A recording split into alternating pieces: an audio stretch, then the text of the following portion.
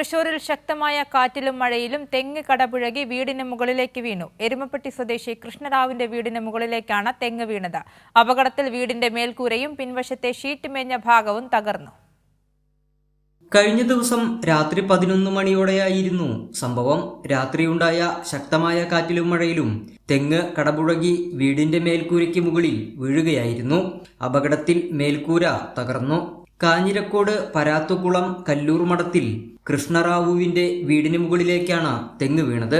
അപകടത്തിൽ വീടിന്റെ പിൻവശത്തെ ഷീറ്റ് മേഞ്ഞ ഭാഗം പൂർണ്ണമായും തകർന്നു. കാറ്റുമഴ ഉണ്ടായതിനെ തുടർന്നാണ് വീടിന്റെ ഇടതുവശത്തുള്ള തെങ്ങ് ബാക്ക് സൈഡിൽ പിൻവശത്തേക്ക് മറിഞ്ഞു വീണത്. മറിഞ്ഞു വീണെ തുടർന്ന് പിൻവശത്തെ വീടിന്റെ മൊത്തം ഭാഗങ്ങൾ ഡ്രസ് ചെയ്തതും എല്ലാം കൂടി മൊത്തം മറിഞ്ഞു വീഴുണ്ടായിട്ടുള്ളത്. ഞാനും ഭാര്യയും കുട്ടികളാണ് വീട്ടിലുണ്ടായിരുന്നത്. ശബ്ദം കേട്ട് പുറത്തു വന്ന് നോക്കണ്ടായിരുന്നു. നോക്കിയപ്പോൾ വാഷിംഗ് മെഷീൻ അടക്കം കുറേ വീട്ടുപകരണങ്ങൾ നാശമായി പോയിട്ടുണ്ട്. വലിയ നാശനഷ്ടമാണ് ഉണ്ടായിട്ടുള്ളത്. അപകട സമയത്ത് കൃഷ്ണറാവുവിന്റെ മകൻ സതീഷ് കുമാറിന്റെ ഭാര്യയും കുട്ടികളുമാണ് വീട്ടിലുണ്ടായിരുന്നത്. വലിയ ശബ്ദം കേട്ട് വീട്ടുകാർ പുറത്തേക്കിറങ്ങി ഓടുകയായിരുന്നു. അപ്പോഴാണ് തെങ്ങ് കടപുഴകി വീണത് കണ്ടത്.